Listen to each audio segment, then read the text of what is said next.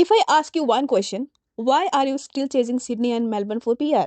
What if I tell you there is a visa that gives Australia PR in 3 years, but people reject it because they don't understand it? Agents call it risky, people think it's temporary, but the truth is, this visa is silently giving PR to people with lower points.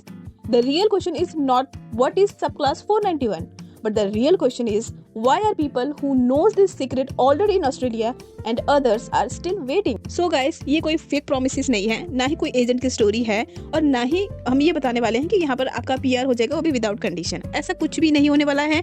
हम actual में आपको इस video के through ये clear करेंगे कि ये visa क्या है, इसको कौन अप्लाई कर सकता है और ऐसी कौन सी चीज़ें हैं जो आपको बिल्कुल भी रिपीट नहीं करना है। इसीलिए 491 को जज करने से पहले इसे प्रॉपरली समझना बहुत ज़रूरी है। इसके अलावा एक और चीज़ मैं आपको क्लियरली बताना चाहती हूँ। आज आप वहाँ पर स्टूडेंट हैं या आप वर्क में हैं या फिर कोई भी अदर वीज़ास में हैं, और या फिर आप अभी इंडिया से ऑस्ट्रेलिया जाने का प्लानिंग कर रहे हैं, आप एक चीज़ ध्यान रखो, हमारा जो मेन गोल क्या होता है, हर एक चीज़ का हम स्टडी कर रहे हैं, वहाँ वर्क कर रहे हैं, उसके बाद हम क्या चाहते हैं कि हम वहाँ पर क्यों कर रहे हैं इतना कुछ, कि हमारा एक पीआर हो जाए, वहाँ पर हमारी अपनी लाइफ सेटल हो जाए, पीआर हो जाएंगे उस कंट्री का, तो जिंदगी जो है वो सेट हो जाएगी, काम करेंगे वहीं सेटल हो जाएंगे। बट पॉइंट क्या है, लोगों को समझ नहीं आ पाता कि पीआर लेना कैसे है। अच्छा, कुछ लोगों का क्या माइंड सेट होता है कि आज देख लेते हैं, आज जो भी वीज़ा है वो हम कर लेते हैं और कल जाकर देख लेंगे कि किस हिसाब से उस चीज़ को वहाँ पर करना है, कोई ना कोई वे आउट तो निकलेगा ही। ऐसा नहीं करना आपने। आप पहले ये चीज़ समझो कि आपकी जो स्टडी है या आप जो काम कर रहे हैं या फिर जो भी आप प्रोविंस में रह रहे हैं, उसका आपके फ्यूचर में पीआर में कितना इम्पैक्ट पड़ेगा, वो चीज़ आप पहले ही अपने एंड से सर्च कर लो। देखो, अगर आप रह रहे हो मेलबर्न में, सिडनी में या ब्रिस्बेन में, पहली चीज़ आपको यहाँ पर अगर रह रहे हो तो यहाँ पर ये बड़ी सिटीज़ है, अपॉर्चुनिटीज़ ऑफ कोर्स बहुत ज़्यादा होंगी, बट पीआर क्योंकि मेन सिटीज़ है, इसमें थोड़ा आपको टाइम लग सकता है। आप ये चीज़ माइंड सेट लेके चलो। सेकंड चीज़, अगर आप रीजनल एरियाज में जाते हो, रीजनल एरिया का ये मतलब नहीं है कि आप बिल्कुल एक गांव में जा रहे हो, ऐसा नहीं है। रीजनल एरिया को बहुत से लोगों ने एक ये मिथ बना रखा है कि रीजनल मतलब गांव होता है, ऐसा नहीं है। हमारा जो सिडनी है, मेलबर्न है या फिर ब्रिस्बेन है, इन तीनों को छोड़ के पूरा जो हमारा ऑस्ट्रेलिया है वो रीजनल एरिया में आता है। ये चीज़ आप ध्यान से समझो। इसमें कितने सारे हैं, पर्थ है, एडिलेड है, कितने बड़ी बड़ी इसमें हॉस्पिटल्स है, इंफ्रास्ट्रक्चर है, IT कंपनीज है, तो ये भी रीजनल एरियाज में ही है। तो ऐसा नहीं है रीजनल एरिया मतलब गांव घर में ही आपको कुछ ऐसा काम करवा दिया जाएगा, नहीं, ऐसा नहीं है। आप इस चीज़ को समझो। अगर आपको अपॉर्चुनिटी अच्छी मिल रही है तो आप वहाँ भी मूव हो सकते हो। अब एक और चीज़, जब भी आपने काम करना है, आप कोशिश करो अपने जो भी स्टडी कर रहा है उससे रिलेटेड हो। उसके अलावा उस प्रोविंस में या फिर उस जो आप जॉब कर रहे हैं उससे आपके फ्यूचर में क्या बेनिफिट्स हो रहा है, या आगे जाके आपको वो कितने पॉइंट्स दे सकता है, पीआर में कैसे हेल्प कर सकता है, ये चीज़ें आपने पहले ही रिसर्च करके रखना है और अपना प्लान जो है वो अकॉर्डिंगली सेट करना है। अगर आप उस हिसाब से सेट करते हो अपना plan, then you guys will be eligible for PR after 1 और 2 years। अदरवाइज आप 10 साल तक भी वहाँ पर वेट करोगे, कोई ना कोई वीज़ा में आप अप्लाई करते रहोगे, वहाँ पर स्टे अपना बढ़ाते रहोगे, बट आप पीआर नहीं ले पाओगे। अब वापस आते हैं हम मेन वीडियो में, जो कि हमारा टॉपिक है आज का, सब क्लास 491 वीज़ा। इसको बहुत से लोग ना अंडर एस्टिमेट कर देते हैं कि ये वीज़ा तो जो है वो ठीक ही नहीं है जी, इसमें तो हमारा पीआर ही नहीं मिल रहा। मैं आपको बता रही हूँ, डायरेक्ट पीआर नहीं है ये। अगर 491 आप अप्लाई कर रहे हो, आप ये सोचो कि मेरे को पीआर मिलेगी, नहीं, पीआर आपको नहीं मिल रहा है इससे। बट अगर आपका 491 अप्रूव होता है गाइस, आप बहुत लकी है, बिकॉज आफ्टर 3 year इमीडिएटली आप पीआर के लिए अप्लाई कर सकते हैं। यस, पीआर के लिए आप एलिजिबल सिर्फ 3 साल बाद ही हो जाओगे अगर आप 491 वीजा में हो तो। ये जो वीजा है आपको पूरे 5 साल के लिए लग के आएगा, जिसमें आप वहाँ पर रह सकते हैं, काम कर सकते हैं और स्टडी भी कर सकते हैं। बट मेक श्योर गाइस, जिस भी रीजन से आपका ये वीजा अप्रूव हुआ है, आपने उसी रीजन में ही रहना है। अगर आप वो रीजन से किसी दूसरे रीजन में चले जाते हो, देन आप उनके रूल्स को ब्रेक करोगे, फिर आप पीआर के लिए एलिजिबल नहीं हो गए। ये चीज आपने ध्यान रखना है। इसके अलावा इस वीजा के थ्रू आप ऑस्ट्रेलिया के इन और आउट अनलिमिटेड टाइम कर सकते हो, उसमें भी कोई रिस्ट्रिक्शंस नहीं है। अब अगर ऑनेस्टली मैं बताऊं तो ये वीजा सबके लिए भी नहीं है। ये बात आपको कोई भी क्लियर नहीं बताएगा कि ये वीजा किन लोगों के लिए है। तो 491 परफेक्ट उन लोगों के लिए है अगर आप लोगों के पॉइंट्स कम बन रहे हैं, अगर आप 189 या 190 का वेट कर चुके हैं और बहुत टाइम से आप अप्लाई करके थक गए हैं, वेट कर रहे हैं, बट उसमें कुछ आपका बन नहीं रहा है, या फिर आप उनके थ्रू ना जाके इस वीजा में आप एलिजिबल हो रहे हैं, तब भी आपके लिए ये परफेक्ट है। इसके अलावा आपके पास ये फ्लेक्सिबिलिटी होनी चाहिए कि आप सिटीज़ को मूव कर सके। अगर आपको ये है कि आप बिल्कुल ही ब्रिस्बेन रहना चाहते हो, then this visa is not for you guys. किन लोगों को इस वीजा के लिए अप्लाई नहीं करनी चाहिए, आप ये भी सुनो।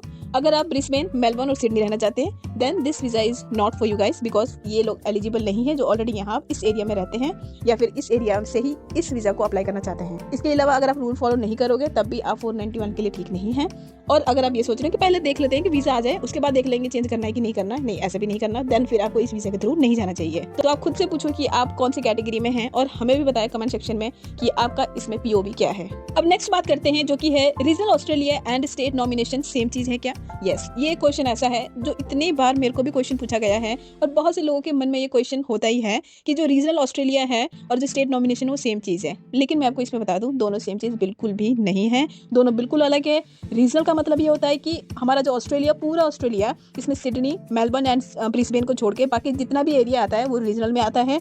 वहीं पर अगर हम देखें स्टेट नॉमिनेशन, इसका मतलब ये है कि जो ऑस्ट्रेलिया के स्टेट्स हैं, जो अलग अलग स्टेट्स हैं, उनकी एक नॉमिनेशन आपको आएगी एक पर्टिकुलर स्टेट से। भले ही आप रीजनल एरिया में रहते हो बट किसी और स्टेट में रहते हो तो ऐसा नहीं कि वो आपको देगी नॉमिनेशन, तो वो चीज़ नहीं है। इस चीज़ को समझने के लिए हम थोड़े से एग्जाम्पल्स ले लेते हैं सो दैट आपको ज़्यादा क्लियर हो। पहला एग्जाम्पल ले लेते हैं ऑनशोर कैंडिडेट का, जो कि बहुत ही कॉमन केस हम मान लेते हैं। मान लो कि आप जो है वो नॉर्दर्न टेरिटरी में रह रहे हो। नॉर्दर्न टेरिटरी रीजनल है, यस, बिल्कुल सही। लेकिन इसका मतलब ये नहीं कि आप विक्टोरिया या फिर न्यू साउथ वेल्स से नॉमिनेशन ले सकते हो। अगर आप नॉर्दर्न टेरिटरी में रह रहे हो तो आपको जो नॉमिनेशन है वो नॉर्दर्न टेरिटरी ही करेगी, विक्टोरिया या फिर कोई अदर स्टेट नहीं करेगी। सेकंड एग्जांपल है regional state versus regional state. Big confusion. अब आप ये बोलोगे ये क्या बात हुई, regional state versus regional state. अब मान लो कोई रीजनल साउथ ऑस्ट्रेलिया में रह रहा है, साउथ ऑस्ट्रेलिया भी रीजनल है, विक्टोरिया का रीजनल एरिया भी रीजनल है, लेकिन फिर भी साउथ ऑस्ट्रेलिया में रह के आप विक्टोरिया के 491 के लिए अप्लाई नहीं कर सकते क्योंकि स्टेट नॉमिनेशन क्रॉस स्टेट नहीं होती है। तीसरा हम एक एग्जांपल ले लेते हैं। अब मान लो आप इंडिया में हो, यानी कि आप ऑफशोर कैंडिडेट हो गए। इस केस में आप लकी होते हो क्योंकि कुछ जो वहाँ के स्टेट्स हैं वो आपको इस चीज़ के लिए परमिशन दे देती है। जरूरी नहीं है कि आपने किसी एक ही स्टेट के लिए वहाँ अप्लाई कर रहे हो, because you are in India right now, तो आपके पास ये एडवांटेज है। आप वहाँ पर डिसाइड कर सकते हैं कि आपको विक्टोरिया रहना है, साउथ ऑस्ट्रेलिया, तस्मानिया या फिर नॉर्दर्न टेरिटरी, जहाँ भी रहना है। आप जिस भी स्टेट के एलिजिबिलिटी क्राइटेरिया को मैच कर रहे हैं आप वहाँ पर अप्लाई कर सकते हैं। फोर्थ एग्जांपल ले लेते हैं मेट्रो सिटी कंफ्यूजन। बहुत ही कॉमन कंफ्यूजन है। मान लो कोई सिडनी में रह रहा है तो सिडनी हमारा रीजनल एरिया में नहीं आता है, तो वो एप्लीकेंट किसी भी स्टेट के 491 के लिए अप्लाई नहीं कर सकता तब तक वो रीजनल एरिया में शिफ्ट ना करे। ये चीज़ भी याद रखो कि अगर कोई एप्लीकेंट रीजनल एरिया में शिफ्ट कर जाता है और वहाँ पर उस टाइम पे उसकी एलिजिबिलिटी क्राइटेरिया मीट कर रही है, देन ही और शी कैन अप्लाई फॉर 491 सब क्लास। अब इसके बाद जो नेक्स्ट टॉपिक है वो है एलिजिबिलिटी 491 सब क्लास की। इसकी एक वेबसाइट में अगर आप देखोगे इसकी अपनी अलग एक एलिजिबिलिटी प्रॉपर है जिसमें सब कुछ बताया कि आपके जो नॉमिनेट होनी चाहिए स्टेट से, एलिजिबिलिटी होनी चाहिए, ऑक्यूपेशन आपका रेलिवेंट होनी चाहिए उस स्टेट के, जो भी शॉर्टेज है उसमें नाम होना चाहिए, स्किल असेसमेंट ऑलरेडी हुई होनी चाहिए, आपके पॉइंट्स उतने मैच होने चाहिए। इसके अलावा आप जिस स्टेट में अप्लाई करोगे 491 सब क्लास, उसकी एक अपनी अलग क्राइटेरिया भी है। ये चीज़ भी आप ध्यान रखो। आप ठीक है वेबसाइट में जो इसका 491 वीज़ा के लिए अप्लाई कर रहे हो उसमें आपकी एलिजिबिलिटी मीट कर रही है, fine, that is all good. But आपने एक और चीज़ भी देखनी है कि जिस प्रोविंस में आप अप्लाई कर रहे हैं, जिस स्टेट में आप अप्लाई कर रहे हैं, उसकी अपनी एक अलग रिक्वायरमेंट भी होती है 491 सब क्लास की, वो आपने ज़रूर देखनी है। वहाँ पर एग्जाम्पल के लिए मैं आपको बताती हूँ, कुछ जो स्टेट है वो क्या बोलती है कि अगर आप इस हमारे स्टेट में पिछले 6 महीने से हैं या फिर 12 महीने से हैं तो आप एलिजिबल होते हो इस वीज़ा को अप्लाई करने के लिए, अदरवाइज आप एलिजिबल नहीं होते हो। वही कुछ स्टेट क्या बोलती है कि अगर आप हमारे स्टेट में हो, चाहे वो अभी आपने मूव किया है, तब भी अगर आपकी एलिजिबिलिटी बन रही है then you can apply for this visa. So ऐसे चीज़ें भी मेंशन है, उस स्टेट की अपनी एक अलग रिक्वायरमेंट्स भी है, तो आपने वो भी देखना है। इसकी एलिजिबिलिटी को हमने बहुत ही ब्रीफली बतानी है आपको कि किस हिसाब से इसकी जो ऑक्यूपेशन वो आपने वो चेक करना है, कैसे आप अपनी स्टडी और जॉब को अलाइन करके वहाँ पर देख सकते हैं कि कहाँ आपकी एलिजिबिलिटी बन रही है, और बहुत ही ब्रीफली बेसिकली हमने डिस्कस करना है। तो ये अगर वीडियो में आपको बताने लगी तो वीडियो तो हमारा 30 से 40 मिनट का बन जाएगा, एंड ऑफकोर्स ये बात है इतनी लेंथी वीडियो में आप भी बोर हो जाओगे, तो इसीलिए मैं इस वीडियो का सेकंड पार्ट लेके आऊंगी जिसमें हम पर्टिकुलरली इसकी एलिजिबिलिटी को डिस्कस करेंगे, वो भी बहुत ही डिटेल में। तो बाकी सारी भी चीज़ें हमने इस वीडियो में ऑलरेडी डिस्कस कर लिया है। अगर कुछ भी कंफ्यूजन होता है तो आप प्लीज़ हमें कमेंट सेक्शन में ज़रूर लिखें। आप हमें बताएं आप वहाँ पर अभी कहाँ पर है, क्या जॉब कर रहे हैं, सो दैट मैं आपको गाइड कर सकूँ कि आप 491 वीज़ा के लिए सही हो, एलिजिबल हो कि नहीं हो, या फिर एलिजिबल होने के लिए आप और क्या कर सकते हो, वो भी मैं आपको गाइड करूंगी। आप प्लीज़ अपना कंसर्न कमेंट सेक्शन में ज़रूर लिखें, वो वीडियो आपसे मिस ना हो, इसलिए आप चैनल को प्लीज़ सब्सक्राइब जरूर करके रखें, बेल आइकन को दबा दें, सो दैट जैसे ही वो वीडियो मैं अपलोड करूँ आप तक नोटिफिकेशन आ जाए। और वीडियो को लाइक ज़रूर से करें और अपने सारे ही फ्रेंड्स और फैमिली को ये वीडियो शेयर करें, सो दैट उनको भी चीज़ें क्लियर हो। 10-10, 12-12 साल वो भी वेट ना करें पीआर के लिए, और 2 से 3 साल में वो अपना पीआर हासिल करें। तो मिलते हैं नेक्स्ट वीडियो में। Till then take care, bye bye.